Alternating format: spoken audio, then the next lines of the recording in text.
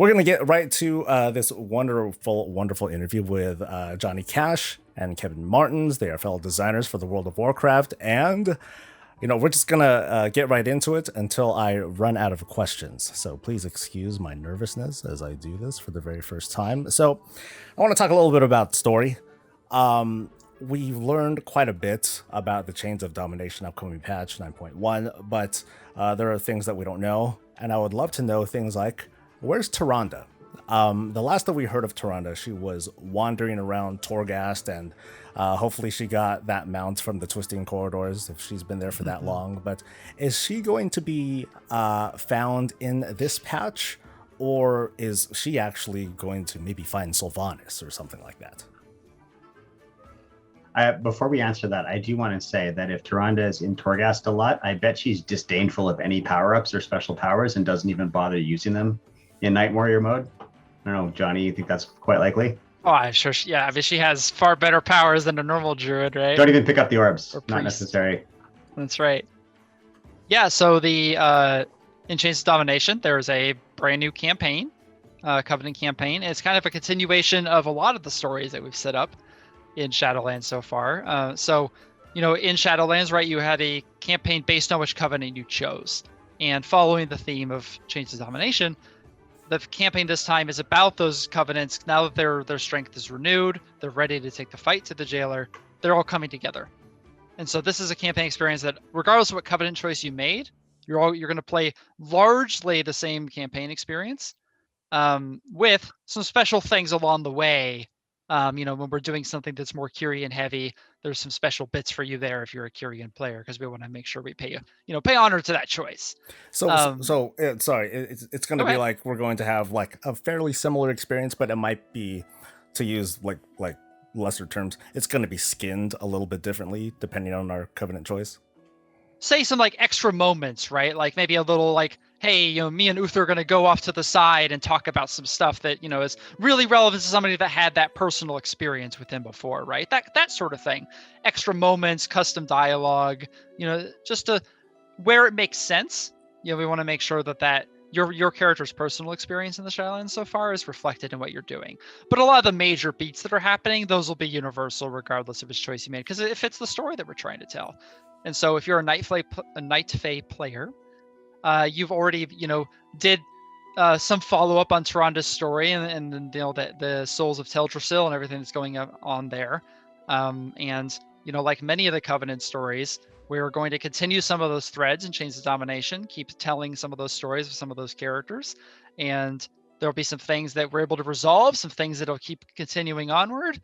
And so, spoiler territory as to Tyrande specifically, right? But we're aware of the characters at play here and the threads that we want to pay off and the things that are coming together that, that need to be here. So I think players will be satisfied with what happens. All right. It seems as if the Sanctum of Domination raid is, it said that they're going to feature like some of the worst of the worst souls, and maybe some of those of which we've defeated in the past, which sounds pretty awesome. And we're also going to get more Torghast wings or tile sets or cell blocks, however you want to call it. Is there any chance that we're going to see familiar faces, those sorts of familiar faces in Torghast as well? Want me to take this, Johnny? Sure, yeah. Okay. So there are familiar faces in Torghast, and I'm very reluctant to spoil them. Sylvanas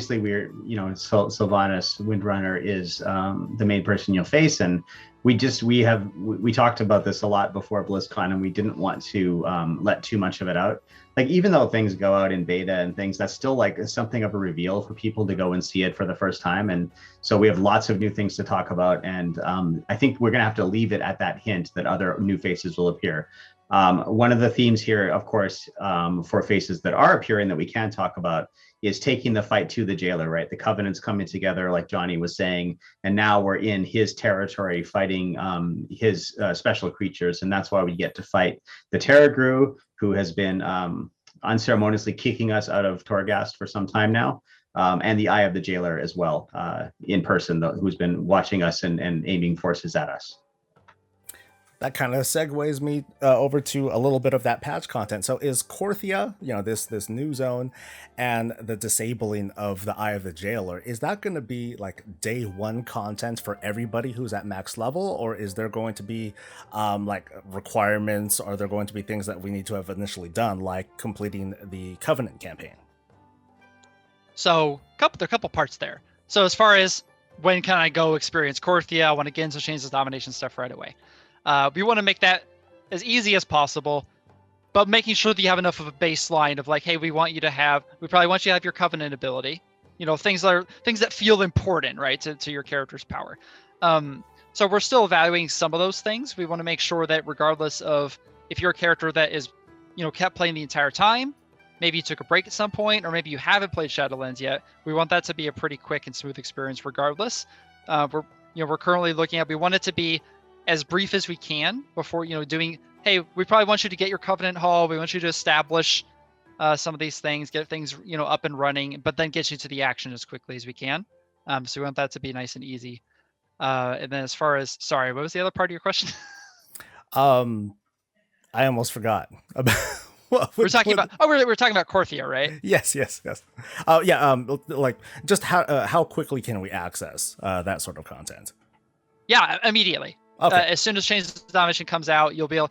There's an introductory questing experience, right? That'll take you through some very big moments.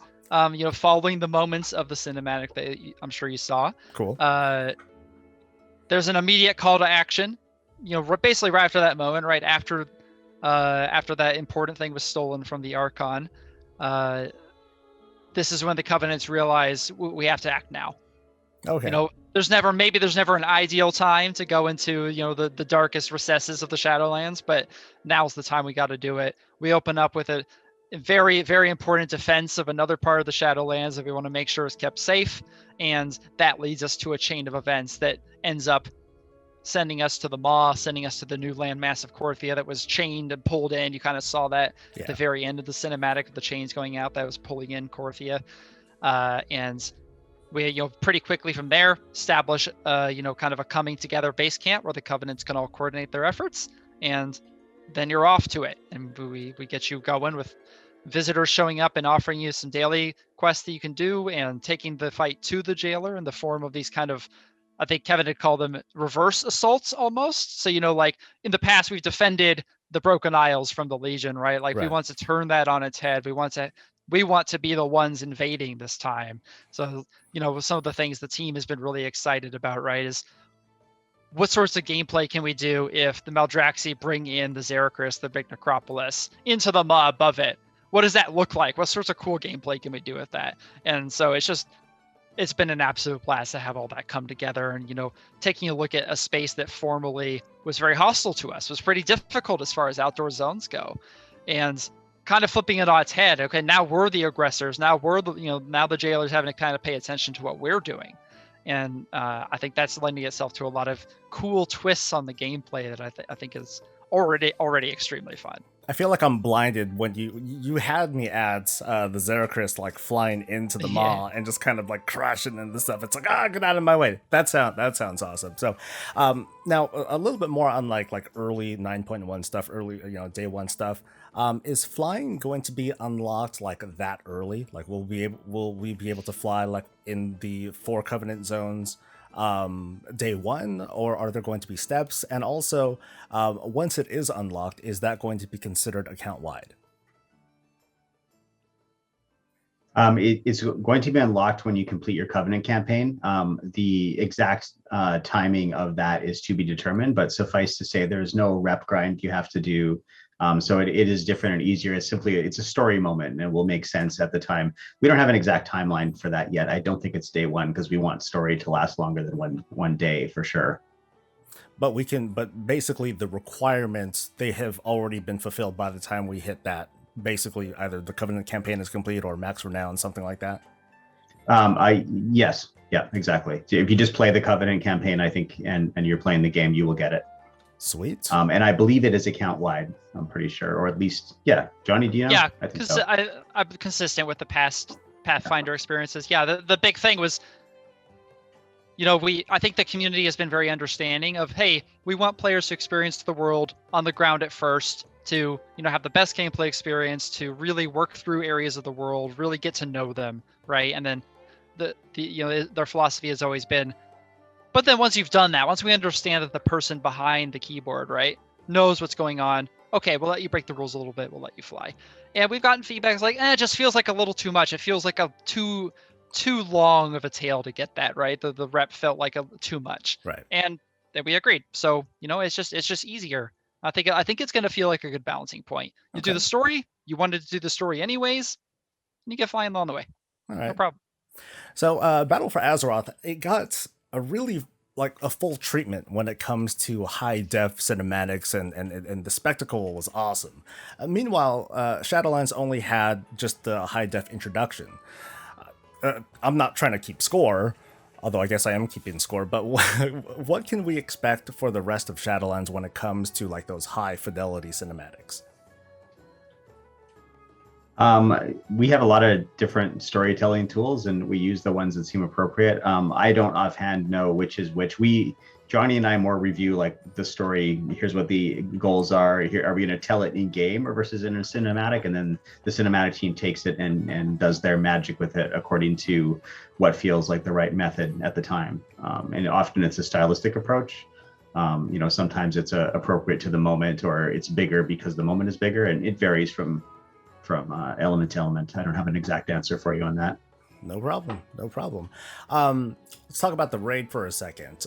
Could you tell us a little bit of what you got so far about the Sanctum of Domination's configuration? We know that it's a 10 boss raid, but is it going to be linear? Are there going to be separate wings? Is there going to be an unlocking, a skip mechanism? Anything like that you can share? I actually don't know. I don't know, Kevin, if you might have it jotted down. We know a fair bit about it, but we focus a little bit more on kind of the outdoor world and the story stuff out there. So it's more kind of we have encounter designers that really focus on making a big raid experience, making really engaging bosses, all that sort of thing. So I'm not sure about the specific structure. I don't know if they're quite ready to talk about that yet. All right. No, the playtests I've been in have been individual boss fights so far. I know there's more to it than that, but Morgan would know. So. All right, cool. Sounds good though. Now, loot drop rates. That's been a really hot topic right now, and for raiders, it was increased in a recent hotfix. Is that a band-aid? Is that a temporary fix for now, while something is being developed for patch 9.1, or is this basically the fix? Does Blizzard consider themselves done with trying to tune that?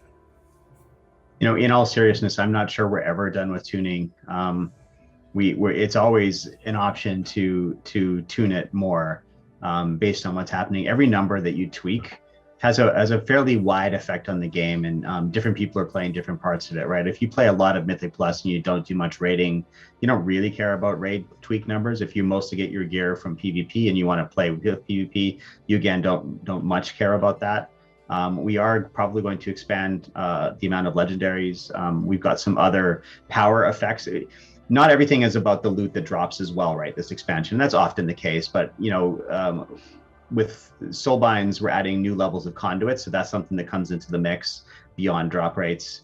That plus the new legendaries. With conduits, we're also adding a empowered conduit system that we're playing around with right now. You can take individual conduit slots and empower them to unveil either more power or more abilities. I don't have an example of that because that's also something that we're building right now and testing out.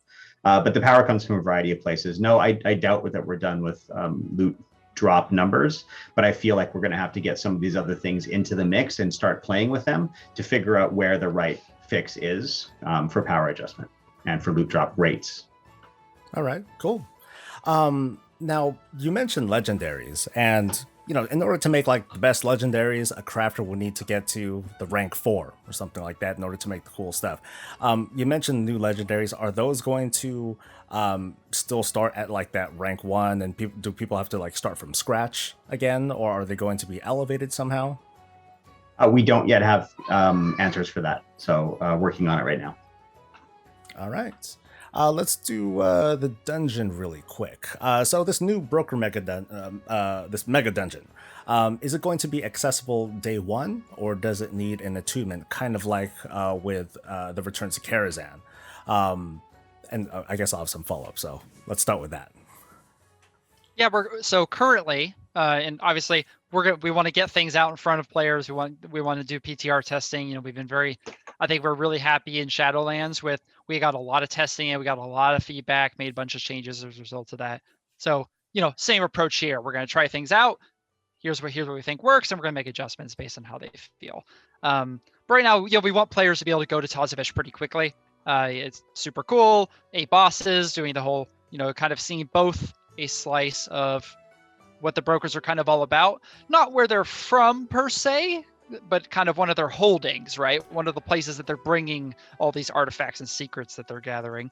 And then kind of bridging into the second half of the dungeon is stopping this heist that they're trying to pull off, kind of one of their biggest scores yet, sort of thing. And you know, you'll see the specifics when you get there. Yeah, I'm pretty sure asking about what is it?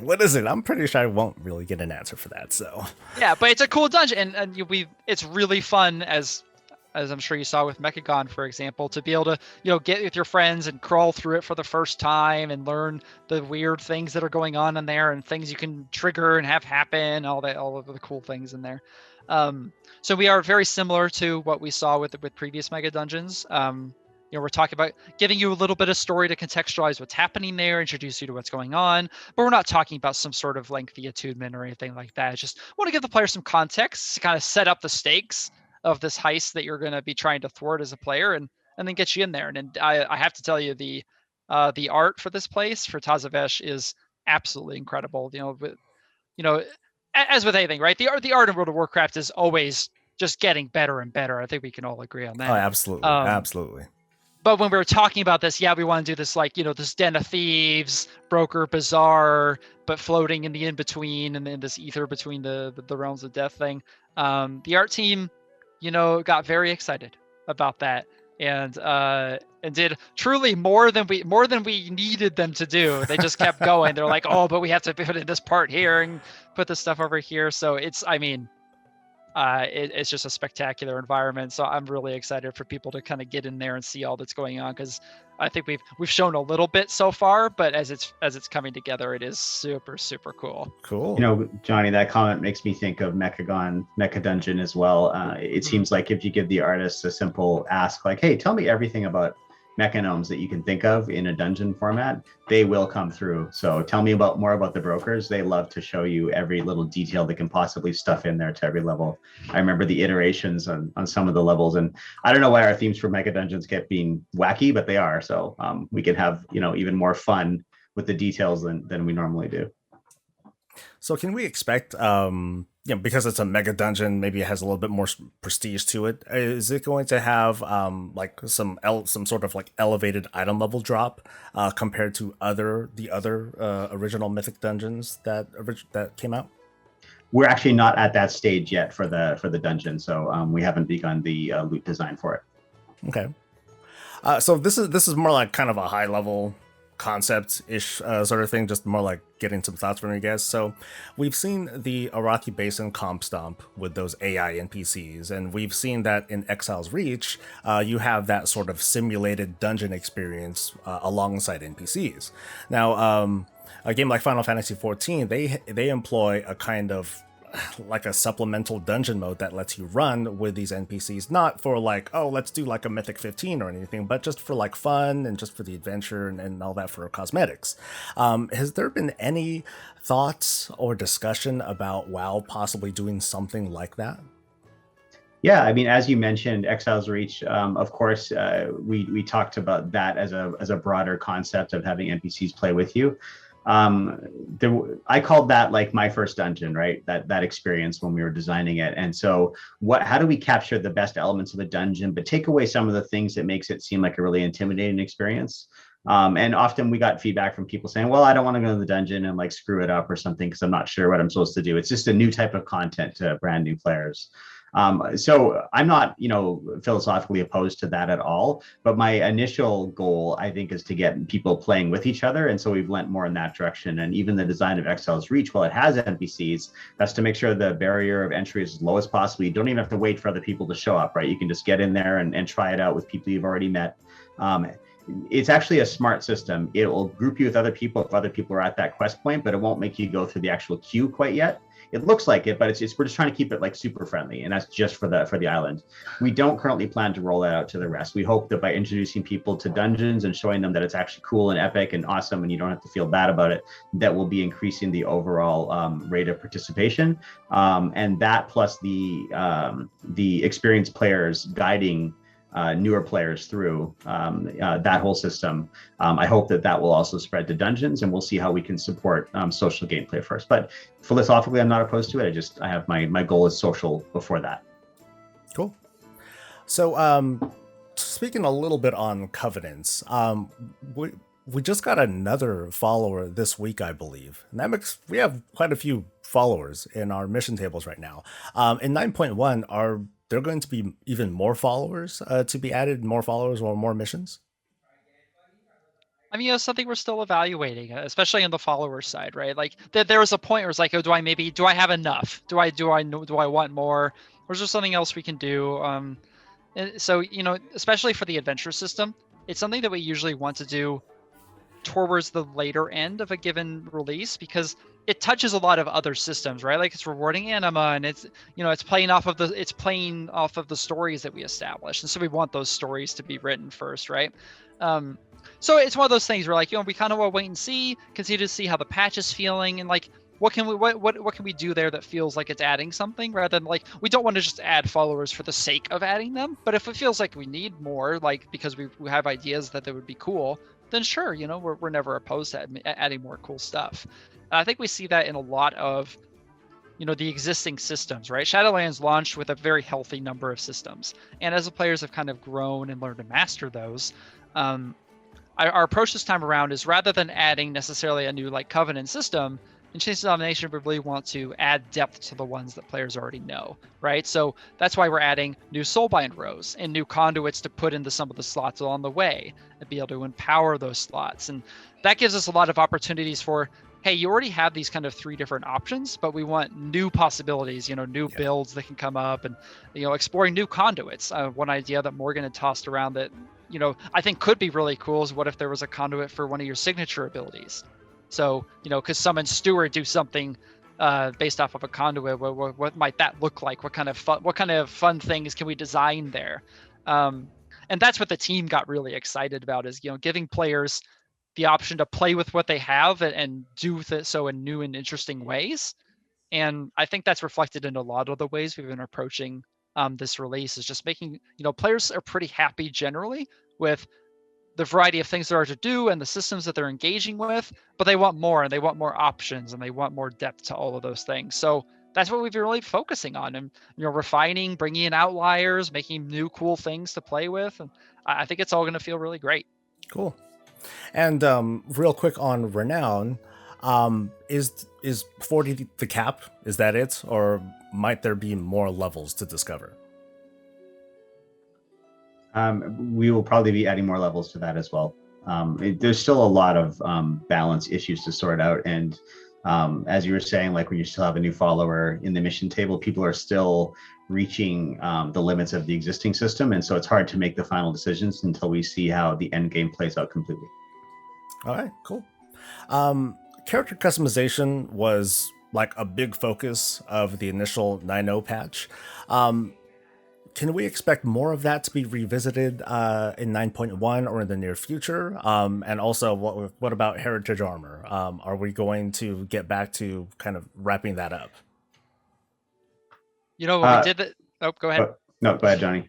Sorry. When we built the new character customization, there was a lot of really cool technology that went in to allow for all these different things, mixing and matching different items that weren't available before, right? Being able to have things that weren't paired that previously were.